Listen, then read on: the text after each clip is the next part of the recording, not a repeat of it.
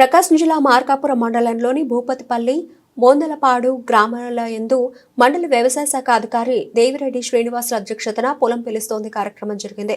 ఈ సందర్భంగా మండల వ్యవసాయ శాఖ అధికారి దేవిరెడ్డి శ్రీనివాసులు మరియు ఉద్యాన అధికారి డి రమేష్ మిరప పంటలో సస్యరక్షణ చర్యల గురించి రైతులకు సూచనలు చేశారు.